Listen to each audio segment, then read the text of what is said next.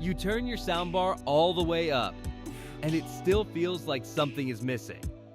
The dialogue is too quiet, the action scenes feel flat, and you keep reaching for the remote, wondering why this expensive piece of equipment sounds like it is barely trying. Here is the thing most people never find out. Your soundbar is probably not broken at all. The problem is almost always a setting buried inside your TV that is silently capping the volume before the sound ever reaches your soundbar. Today we are going to fix every single one of those problems, step by step, so you never have to deal with weak, quiet, or flat audio again. Before we jump in, hit subscribe if you want more practical audio and TV setup content like this. It genuinely helps this channel grow. Drop a comment below telling me which soundbar or TV you are using right now and what problem you are facing with it. I read every single comment, and your question might become the next video. The real problem is a chain, not a single device. Here is the most important idea to understand before anything else. When your TV and soundbar have a low volume problem, the issue is almost never one broken component. It is a chain problem. The audio signal starts at your source, whether that is your streaming app, cable box, or Blu-ray player, and it travels through your TV's internal processing, then through the cable connection, and finally reaches the soundbar. If anything in that chain is wrong, mismatched, or set incorrectly, the soundbar gets a weak or compressed signal and plays it quietly, even at maximum volume. The hardware is fine. The signal is the problem. And fixing the signal is almost always fast once you know where to look. Fix 1. Check both volume controls and the mute button. This sounds almost too simple, but it catches a surprising number of people. Your TV has its own volume control, and your soundbar has its own separate volume control. Both of them need to be turned up for the overall output to feel powerful. Many soundbars, like the Sonos ARC, Sonos Beam, Samsung Q990D, and LGS 80QY, have their own internal volume level that is completely independent from whatever the TV is doing. If the soundbar volume is sitting at 30% while the TV is at maximum, the final result will still sound quiet. Start here. Confirm both devices are unmuted, both volumes are raised, and you have not accidentally left the TV outputting to its own internal speakers instead of the soundbar. Fix 2. Change the TV audio output format to PCM. This is the single most impactful fix for the majority of low volume complaints, and almost nobody ever checks it. Inside your TV's sound settings, there is an option called Digital Audio Output Format or Digital Sound Output depending on your brand. On Samsung TVs like the QN90C, Q70C, and S95D series, you find it under Settings, then Sound, then Expert Settings, then Digital Output Audio Format. On LG C3 and C4 series televisions, it is inside the sound menu under Additional Settings. On Sony Bravia TVs, including the A95L and X90L, it sits inside Settings under Sound and then Audio Output. The default setting on most televisions is set to Auto or Dolby Digital. Here is why that causes problems.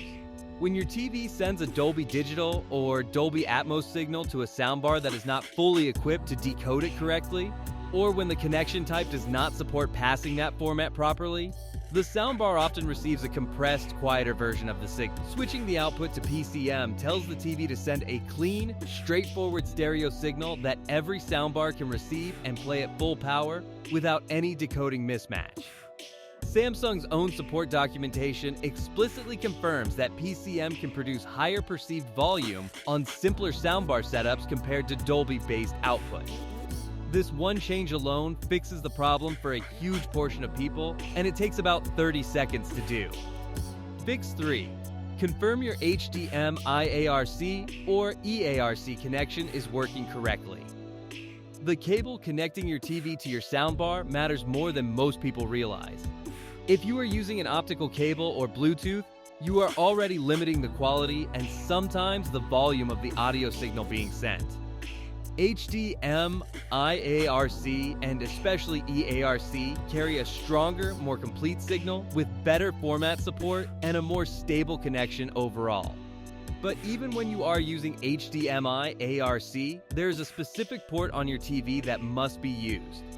It is always labeled ARC or eARC, and connecting to the wrong HDMI port means the audio return channel is simply not active, which can cause the TV to fall back to a compressed or low-quality signal. Check the back of your TV right now. Find the HDMI port with the ARC or eARC label and make sure your soundbar is connected directly to that port. Then go into your TV settings and confirm that HDMI CEC is enabled. Samsung calls this AnyNet Plus, LG calls it SimpLink, and Sony calls it Bravia Sync. When CEC is enabled, the TV and soundbar handshake properly, volume control works correctly from a single remote, and the audio format passes cleanly without the inconsistencies that cause quiet or cap volume. Fix 4, turn off night mode, auto volume, and volume leveling.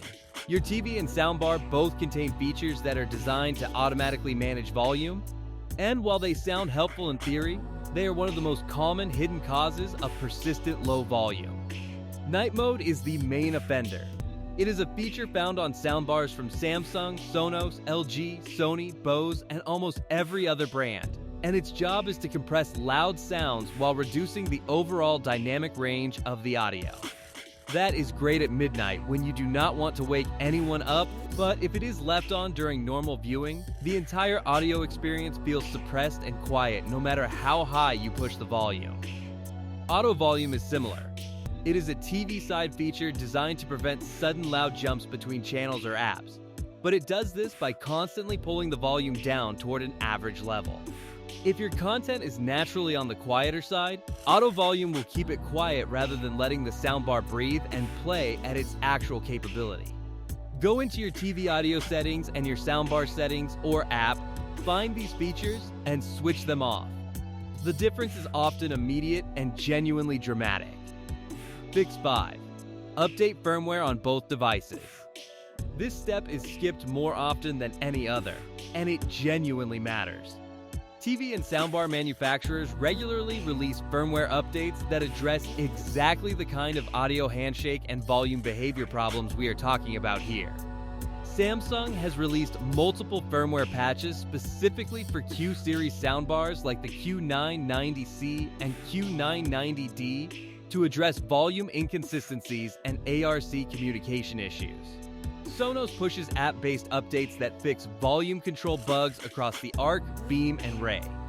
LG and Sony both push firmware through their TV update menus that can resolve audio output problems that no setting change will fix on its own. On most smart TVs, you find the firmware update option inside Settings, then Support or General, then Software Update. For soundbars, updates usually happen through the brand's app, like the Sonos app or Samsung SmartThings, or through a direct connection to the soundbar's settings menu. After updating, power cycle both devices completely by unplugging them from the wall for 30 seconds, then power them back on and test the audio again. Fix 6. Reset sound settings or factory reset as a last resort. If every fix above has been applied and the volume still feels capped or weak, the last step is a full sound settings reset. On Samsung and LG televisions, there is usually a reset sound option inside the sound menu that returns every audio setting to its factory default without affecting other TV preferences. This clears any misconfigured setting that might not be obvious from browsing the menus.